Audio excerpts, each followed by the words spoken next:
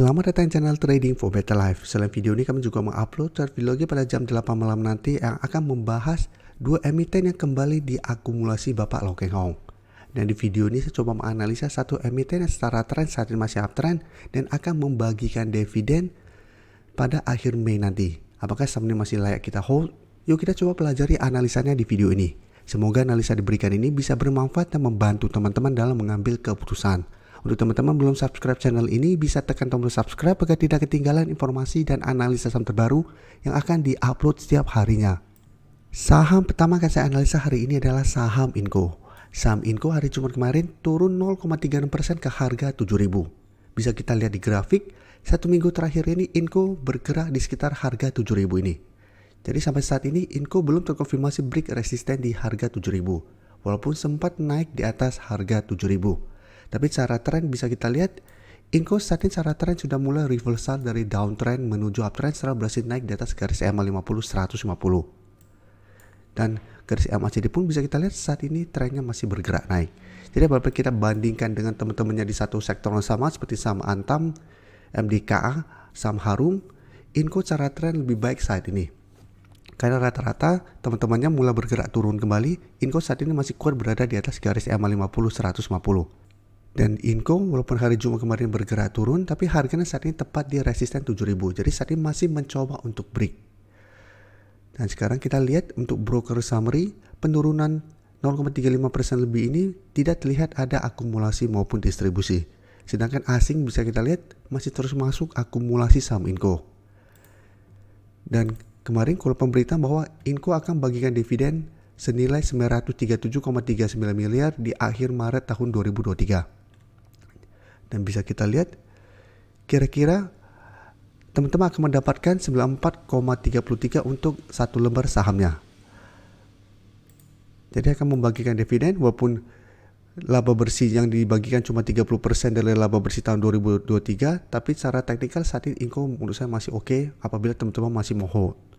Jadi apabila teman-teman saat ini baru mau entry karena sekarang berada tepat di resisten belum terkonfirmasi break, menurut saya wait and see dulu. Apabila minggu depan kita pantau Inco gagal break harga 7.000, apabila mau entry menurut saya tetap tunggu kembali di sekitar garis EMA 50 di sekitar 6.725 sampai garis EMA 150 di sekitar 6.750 untuk entry-nya. Karena apabila gagal break, Inco masih ada potensi untuk kembali mengetes garis EMA 50 150. Jadi kita wait and see, apabila Inco mengetes kedua garis EMA masih bisa bertahan dan rebound, baru ikutan entry untuk lebih amannya. Jadi saat ini sebanyak wait and see, tapi untuk teman-teman sudah berhasil beli di harga bawah, bisa jadikan garis EMA 50 150 untuk trailing stopnya, atau pertimbangkan untuk take profit dulu apabila ternyata Inco minggu depan malah turun di bawah harga 7.000. Selanjutnya saya akan coba update pergerakan dari saham BBRI yang hari Jumat kemarin masih naik 1% lebih ke harga 5.225. Jadi secara tren saat ini BBRI trennya masih bergerak tren. Walaupun satu minggu terakhir ini candlenya masih kurang oke dan sampai saat ini belum terkonfirmasi break harga 5.200. Tapi minimal pada saat ISG satu minggu terakhir ini masih melemah, BBRI satu minggu terakhir ini trennya masih bergerak naik. Dan secara tren pun bisa kita lihat trennya masih bergerak uptrend. Dan juga garis MACD terlihat saat ini juga masih terus bergerak naik. Dan dari data broker summary bisa kita lihat kenaikan 1% lebih ini masih ada akumulasi, asing juga terlihat masih terus masuk akumulasi saham BBRI. Jadi untuk saham-saham perbankan blue chip kita memang harus lihat pergerakan asing. Apabila asing masih terus masuk akumulasi, walaupun harganya tidak bergerak naik, minimal secara tren BBRI akan aman trennya. Jadi saat ini menurut saya BBRI selama masih kuat berada di atas harga 5.000 yang saat ini merupakan support psikologisnya, BBRI masih bisa di hold. Jadi untuk teman-teman sudah berhasil dapat di sekitar garis EMA 50 atau 150, saat ini bisa hold terus selama BBRI berada di atas harga 5.000. Atau teman-teman mau swing trade, take profit apabila ternyata BBRI masih belum berhasil break harga 5.200. Karena apabila minggu depan mencoba kembali break, masih gagal break, BBRI berpotensi itu kembali turun menuju atau mengetes resisten psikologis, support psikologis di harga 5.000 ini. Jadi bisa swing trade, tunggu kembali di 5.000 untuk re-entry kembali. Tapi bisa kita perhatikan saat ini BBRI mencoba break, apabila berhasil break saya lihat BBRI berpotensi ke 5.400 apabila berhasil break 5.200 ini untuk tren jangka pendeknya. Selanjutnya saya akan coba analisa saham ACE yang bisa kita lihat saat ini mencoba untuk bangkit dari downtrendnya. Jadi 1 minggu terakhir ini ACE mulai bergerak naik setelah berhasil rebound kembali di support 440. Jadi bisa kita lihat harga 440 beberapa kali bisa menahan penurunan dari saham ACE. Jadi di awal tahun 2023 di Januari mengetes 440 berhasil rebound, berhasil naik di atas garis EMA 50, tapi gagal break 550 kembali turun di bawah garis EMA 50. Bisa kita lihat di sini berhasil rebound juga, tapi mengetes garis EMA 50 gagal break kembali turun dan saat ini kembali naik mencoba break garis EMA 50. Jadi ACE menarik untuk dipantau. Apabila berhasil break, ACE juga berpotensi untuk mulai bergerak naik atau mulai bergerak uptrend untuk tren jangka pendeknya. Tapi untuk tren jangka menengah, ACE harus berhasil break garis EMA 150 untuk mulai bergerak uptrend untuk tren jangka menengah. Tapi bisa kita lihat apabila teman-teman sudah berhasil dapat di sekitar 440, teman-teman bisa hold terus selama support ini tidak terlewati. Selama support ini tidak terlewati, minimal ACE trennya akan mulai bergerak sideways.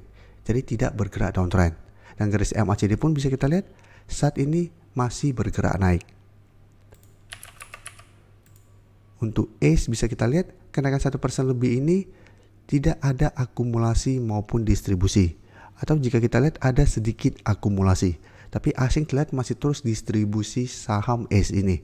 Jadi untuk ACE walaupun hari Jumat kemarin masih naik 1% lebih dan 1 minggu terakhir sudah naik lumayan tinggi dari 440 sampai sekitar 470. Ingat ini belum terkonfirmasi break garis EMA 50. Jadi untuk teman-teman apabila mau swing trade dan sudah dapat di sekitar 440 sampai 450, pertimbangkan untuk take profit apabila ternyata minggu depan ACE kembali bergerak turun.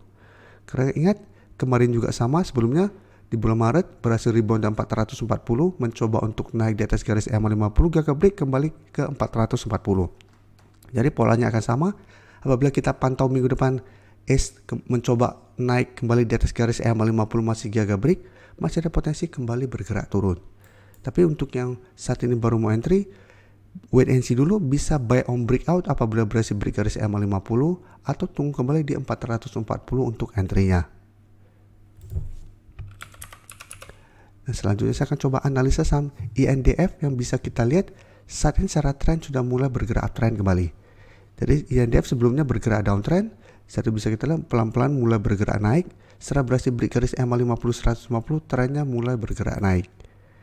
Sebelumnya sempat langsung terbentuk gap up dan menyentuh resisten di 6.800, tapi keesokan harinya kembali melemah, tapi secara tren INDF trennya masih bergerak uptrend. Dan garis MACD terlihat saat ini juga masih terus bergerak naik. Jadi INDF saat ini sudah mulai mengikuti saudaranya yaitu ICBP yang memang dari sebelumnya trennya memang masih sangat uptrend.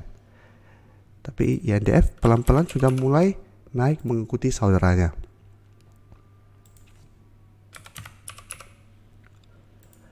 Dan dari data broker summary bisa kita lihat kenaikan 1% lebih ini masih ada akumulasi. Asing juga sama 2 hari terakhir masih masuk akumulasi saham INDF. Jadi INDF saya lihat minggu depan masih ada potensi untuk naik mengetes kembali 6.800. Jadi ini sebenarnya harga 6.800 merupakan target take profit apabila teman-teman sudah berhasil dapat di sekitar 6.500 atau di bawahnya. Karena harga 6.800 sebelumnya merupakan resisten lumayan kuat untuk saham INDF. Beberapa kali mencoba untuk naik di atas 6.800, INDF gagal break dan malah turun kembali di bawah garis EMA 50 150.